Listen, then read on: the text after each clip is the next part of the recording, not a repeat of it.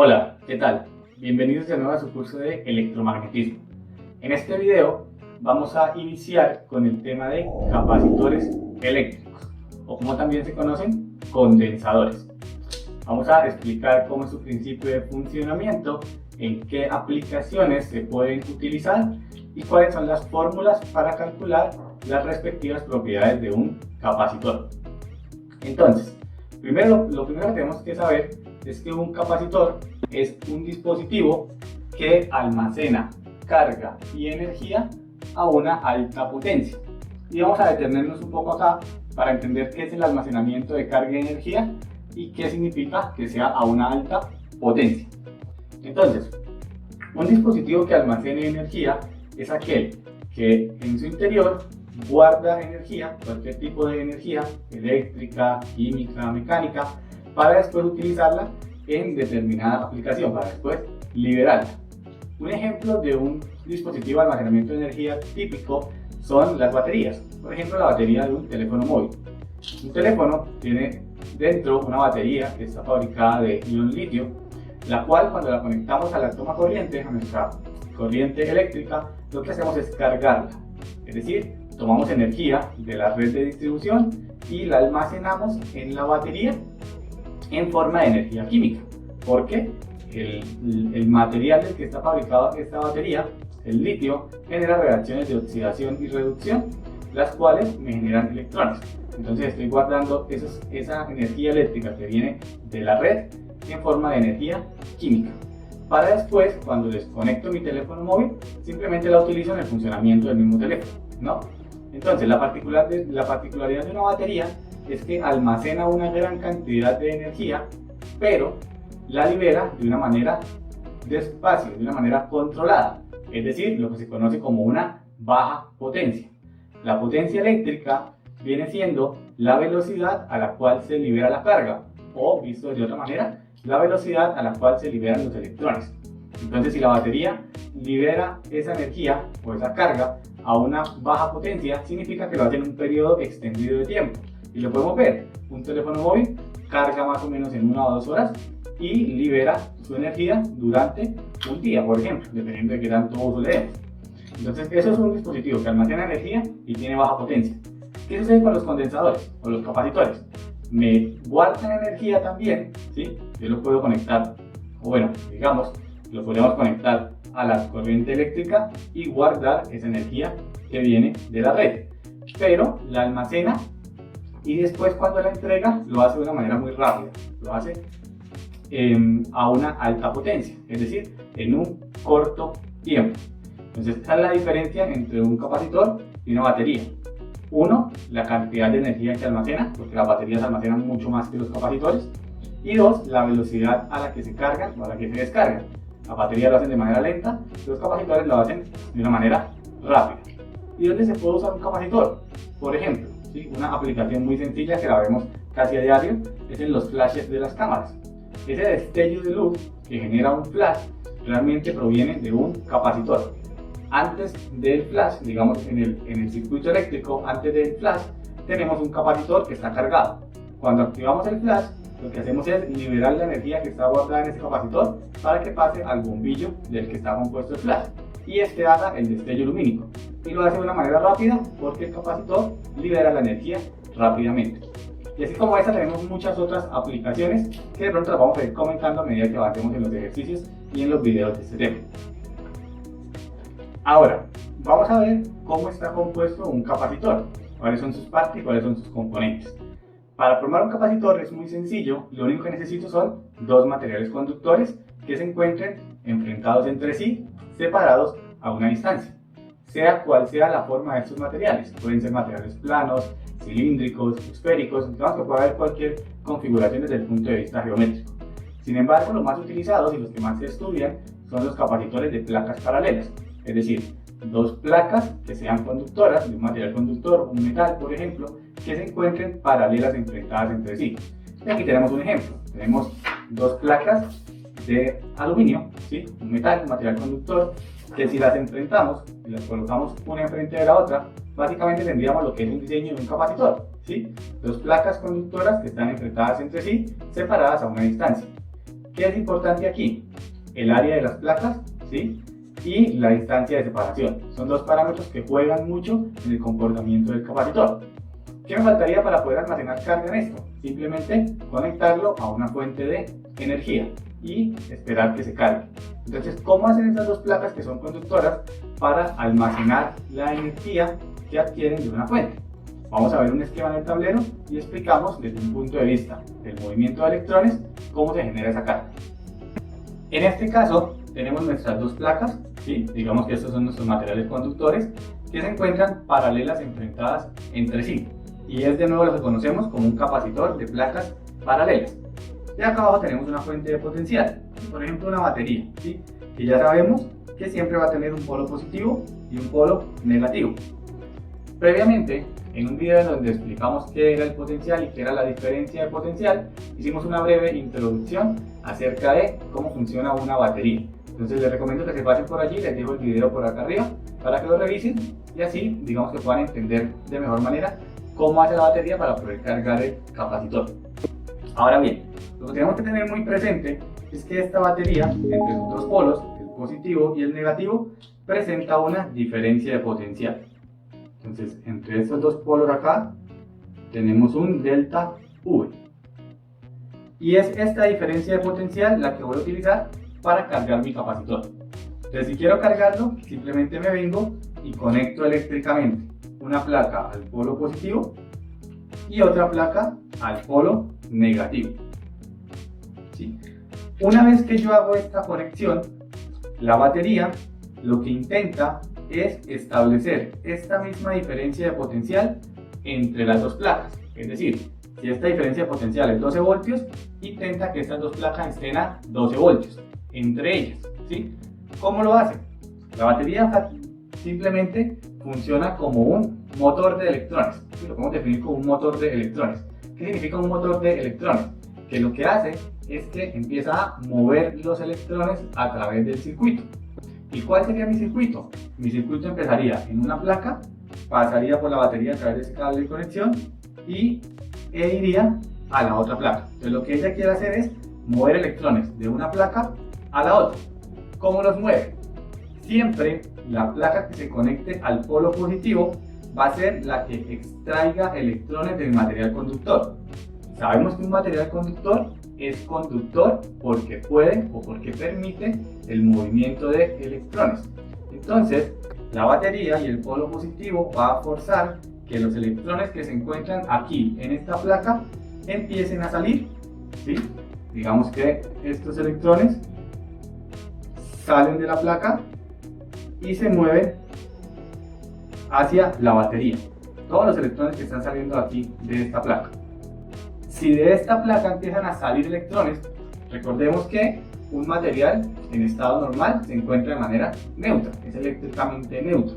¿Qué quiere decir que sea eléctricamente neutro? Que no tiene carga, que su número de protones, que son los positivos, están balanceados con su número de electrones. ¿Qué pasa si yo a esta placa empiezo a sacarle electrones? Lo que hago es generar un desbalance en la carga, ¿cierto? Entonces le saco electrones y la carga positiva queda en ventaja. Es decir, esta placa, cuando le empiezo a sacar electrones, se carga de manera positiva. Y esa carga positiva la representamos como un más Q. Ya sabemos que la carga la representamos como Q.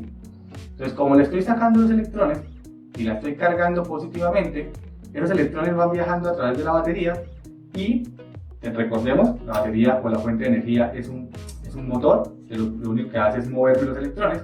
Entonces, estos electrones van a pasar a través de la batería y se van a ir ¿hacia dónde? Van a continuar el circuito, van a salir por el polo negativo y van a subir a la placa que se encuentra enfrente de la que se cargó positivamente. Entonces, de nuevo, esta placa tiene un balance de cargas, ¿cierto? Iguales protones, iguales electrones. Pero la batería le está enviando electrones. Entonces, a medida que la batería le va enviando electrones, el balance se rompe y son más las cargas negativas. Pues como son más las cargas negativas, esta placa se carga negativamente. Y para nosotros una carga negativa indica un menos Q. Entonces ahora, como ya esta placa tiene carga y esta placa tiene carga, la batería empieza a generar una diferencia de potencial entre las dos placas. ¿Ok? ¿Cuándo para este proceso? Este proceso se detiene cuando la diferencia de potencial de la batería es igual a la diferencia de potencial de las dos placas. En ese momento los electrones dejan de fluir, ¿sí? Esto ya no fluye más y decimos que nuestro capacitor está cargado. Ahora, una vez que ya he generado las cargas en cada una de mis placas, al estar estas enfrentadas me van a generar un campo eléctrico en el espacio entre ellas. Si lo vemos aquí en nuestro diagrama, tendríamos la placa cargada positivamente, la placa cargada negativamente, y en el espacio entre ellas se me ha generado un campo eléctrico. El campo eléctrico lo representamos como siempre de manera vectorial, y siempre el campo va a salir de la placa positiva y va a ir hacia la placa negativa. Por eso los vectores llevan la dirección hacia la placa negativa. Entonces, esto que está aquí es el campo eléctrico que se me formó debido a la carga que se generó en cada una de las placas. Recuerden algo, esta carga positiva se generó porque los electrones se movieron desde aquí hacia la placa negativa. La misma cantidad de electrones que salió de aquí pasó hacia la placa negativa, ¿ok? Por ende, esta carga y esta carga son iguales. En magnitud es el mismo valor de carga, un número determinado de coulombs, pero en signos son contrarios. Esta es positiva, esta es negativa. Ahora, eso sí evaluamos placa a placa, pero si evaluamos nuestro sistema completo, ¿sí? Nuestro capacitor como tal, nos daremos cuenta que la carga neta, es decir, la carga total, es 0. ¿Por qué? Porque nuestro capacitor total está formado por las dos placas. Si esta placa es más Q y esta placa es menos Q, y yo sumo las dos cargas, más Q menos Q me da 0. Y si me da 0 quiere decir que la carga neta de mi capacitor es 0. ¿Por qué me está almacenando energía el capacitor?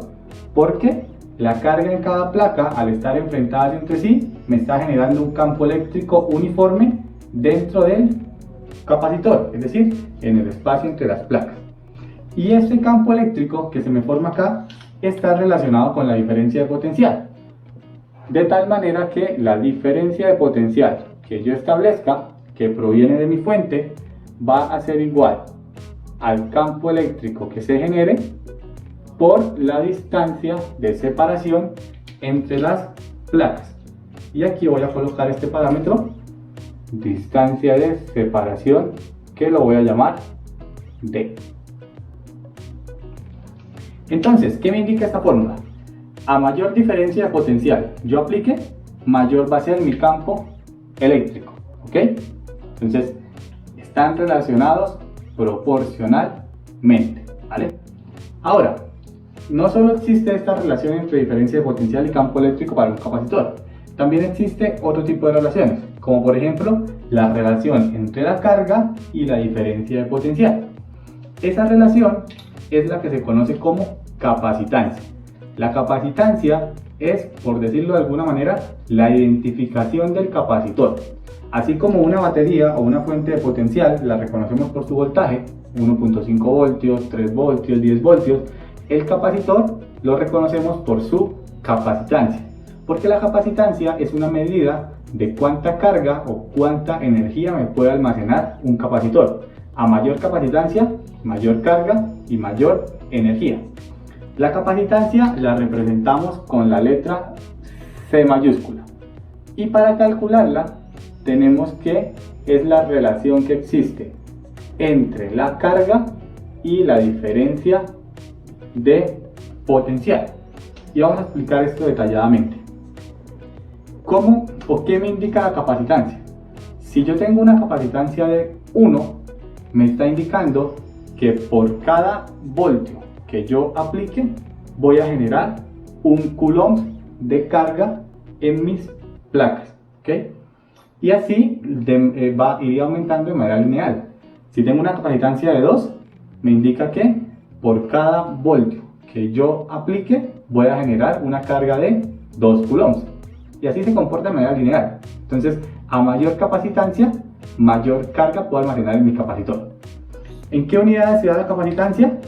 Esto se trabaja en farads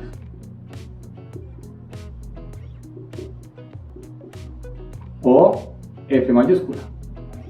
Algo a tener en cuenta es no confundir esta C mayúscula de capacitancia con la C mayúscula que veníamos trabajando de coulombs. Coulomb es la unidad en la que se da la carga. Capacitancia es la relación entre carga y diferencia de potencial en un capacitor. Ahora, esta relación de la capacitancia, ¿sí? Esta relación entre la carga y la diferencia de potencial, que llamamos capacitancia, se cumple para cualquier capacitor independientemente cuál sea su geometría. Si es un capacitor cilíndrico, si es un capacitor esférico, si es un capacitor de placas paralelas, siempre se cumple que la carga está relacionada con la diferencia de potencial. ¿Listo?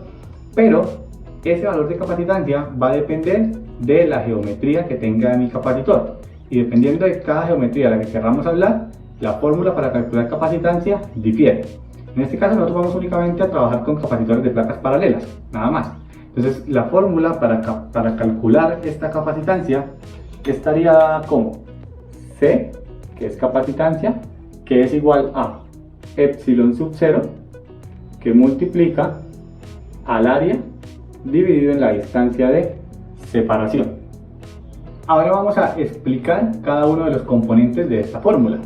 Tendríamos la capacitancia de este capacitor de placas paralelas va a depender de este parámetro constante, esa epsilon sub 0. ¿Qué es epsilon sub 0? Es la constante que se asocia con la permitividad del vacío. ¿Qué es la permitividad del vacío? Recordemos que en nuestro capacitor hay una distancia de separación, ¿cierto? Es decir, ellos están separados. En este caso estamos asumiendo que en esta separación no hay absolutamente nada, está vacía, ni siquiera aire, vacío completamente. Y debemos asegurarnos que a través de ese vacío o a través de ese espacio no se vayan a mover los electrones. ¿Por qué? Porque los electrones tienen que venir por mi fuente y pasar a la otra placa, pero nunca pueden brincar de una placa hacia la otra directamente, ¿cierto? Entonces, ¿cómo hacen los electrones? O sea, ¿cómo se asegura que los electrones no brinquen o no pasen de esta placa a esta? Porque el espacio vacío que hay ahí tiene una determinada resistencia, una determinada permitividad, ¿cierto? Entonces, esta constante lo que me indica es cuánto es esa permitividad, ¿ok? Simplemente es un parámetro que se trabaja siempre y está determinado como epsilon sub 0 igual a 8.85 por 10 a la menos 12 unidades faradios sobre metro. Que siempre la vamos a tener presente para cuando estemos calculando la capacitancia de un capacitor de placas paralelas. Además de que depende del área. ¿Del área de quién? El área de mi placa, ¿cierto? En este caso es una placa rectangular, ¿vale? Entonces debo saber cuál es el área de esta placa. Entre más grande sea el área de la placa, lógicamente mayor va a ser la capacitancia. ¿Por qué? Porque hay mayor superficie para generar campo eléctrico, ¿okay? Y depende también de la distancia de separación. La distancia de separación entre las placas, que la colocamos aquí como D minúscula. Esa distancia de separación actúa de manera inversa, es decir, a menor distancia de separación, más pequeño se me hace el denominador, más alta es la capacitancia. A mayor distancia de separación, más baja es la capacitancia. Entonces, entre más cerquita tenga las placas, mayor capacitancia tiene mi capacitor y más carga me puede almacenar o más energía me puede almacenar. Sin embargo, esta distancia es restrictiva. ¿Restrictiva a qué? A no generar un camino de conducción entre las dos placas. Si yo las acerco mucho, ¿sí?, y aplico una diferencia de potencial muy alta, los electrones pueden más fácilmente pasar de una placa a la otra, generando una chispa y generando un cortocircuito. Sin embargo, este efecto lo vamos a explicar más detalladamente en el siguiente video, en donde hablemos de los materiales dieléctricos que se pueden colocar aquí en la mitad del capacitor, ¿ok?